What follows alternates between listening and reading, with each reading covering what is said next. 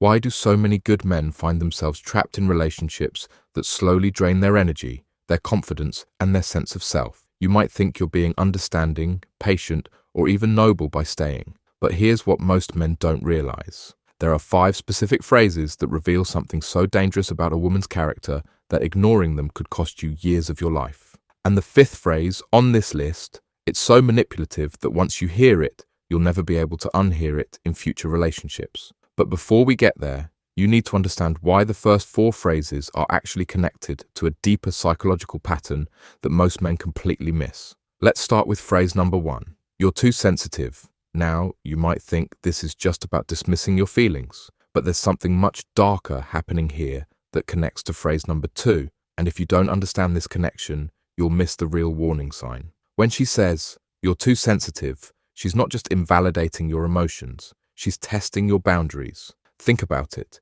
You felt hurt because something genuinely hurt you. That's not sensitivity, that's being human. But here's the psychological trap most men fall into. They start second-guessing their own emotional reality. You begin wondering if maybe you're overreacting, maybe you should just toughen up, maybe your emotions don't matter as much as keeping the peace. And this is exactly what leads to phrase number 2, which is even more dangerous because it exploits the doubt she's already planted in your mind. But I can't tell you about phrase number 2 yet, because there's something about phrase number 1 that connects to a manipulation technique used by master manipulators. And if you don't recognize this pattern, phrases 2 through 5 will destroy you without you even realizing it. When someone consistently calls you too sensitive, they're creating what psychologists call emotional gaslighting. You start walking on eggshells in your own relationship, constantly editing your reactions to avoid that label. You become smaller and smaller. And that's when she knows she can move to the next level of control.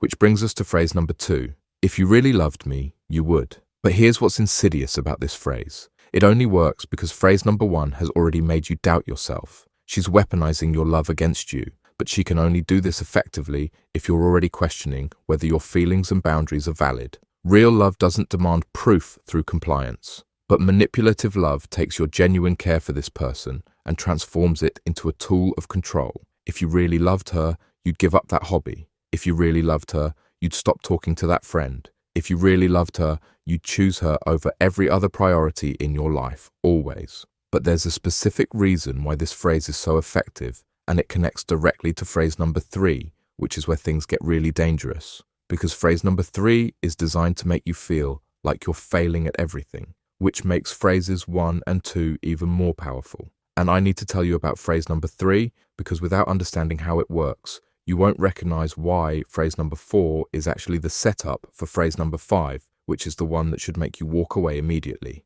Phrase number 3 is, "You never," or "you always." These absolute statements are relationship poison, but they serve a specific psychological function. You never help around the house, but you helped last Tuesday, Thursday, and 3 times this weekend. You always forget what's important to me, but you remembered her birthday, her presentation, and brought her favorite coffee this morning. These statements aren't about accuracy. They're about putting you in a permanent defensive position where you're constantly trying to prove you're not as terrible as she's making you sound. And here's the trap. You can't win this argument. Even if you list 10 examples that contradict her never or always, she'll dismiss them or move the goalposts. But the real damage happens in your psyche. You start believing maybe you really are forgetful, unhelpful, or inconsiderate. You begin seeing yourself through the lens of these absolute criticisms rather than the reality of your efforts. And this is exactly what makes phrase number 4 so devastating, because by this point,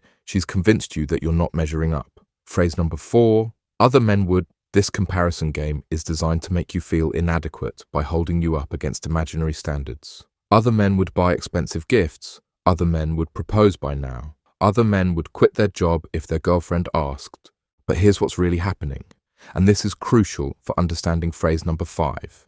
She's not comparing you to real men with real flaws. She's comparing you to fantasy versions that exist only in her imagination. She's comparing your everyday reality to someone else's highlight reel. This creates an impossible standard. No matter what you do, there will always be some mythical other man who would do it better. You'll find yourself constantly competing with ghosts, trying to measure up to standards that shift every time you think you've met them. And this is exactly what sets up phrase number 5, the one that should make you run immediately.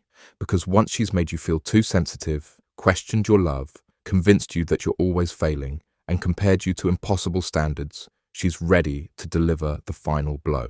Phrase number 5. You're lucky to have me. This statement reveals everything about how she sees the relationship dynamic. In her mind, she's doing you a favor by being with you. She's the prize, and you're the grateful recipient who should never forget how fortunate you are. But here's why this phrase is so dangerous and why it connects to everything else. It only works because phrases 1 through 4 have systematically broken down your self-worth.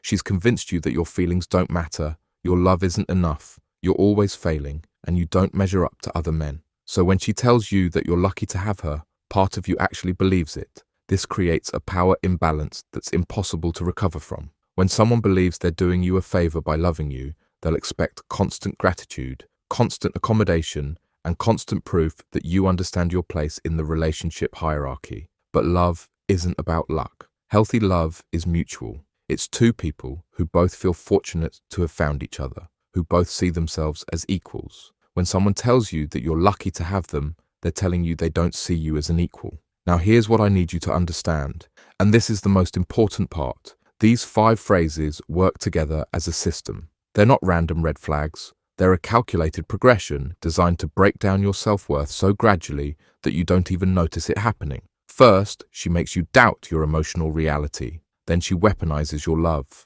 Then she convinces you that you're constantly failing. Then she makes you feel inferior to imaginary competition. And finally, she positions herself as doing you a favor by staying. By the time you hear phrase number 5, you're so psychologically conditioned to accept less that you actually feel grateful for treatment that would have horrified you at the beginning of the relationship. But recognizing these phrases doesn't make you weak or overly critical. It makes you aware, and awareness is the first step toward protecting your emotional well-being and finding relationships that actually nourish your soul. Walking away from someone who uses these phrases isn't giving up on love. It's choosing to love yourself enough to demand better. You deserve someone who builds you up rather than systematically tearing you down, who celebrates your sensitivity rather than weaponizing it, who sees your love as a gift rather than a tool for manipulation. The hardest part isn't recognizing these red flags.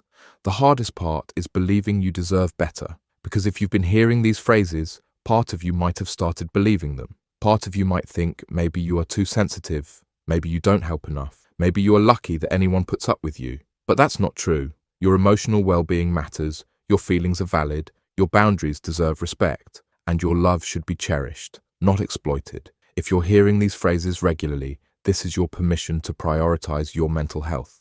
Walking away from toxicity isn't failure, it's wisdom, it's courage, it's choosing yourself. Because somewhere out there is someone who will never make you question whether your feelings are too much, who will never hold your love hostage, and who will see you as the gift you are rather than the burden you've been told you might be. You deserve that kind of love. Don't settle for anything less.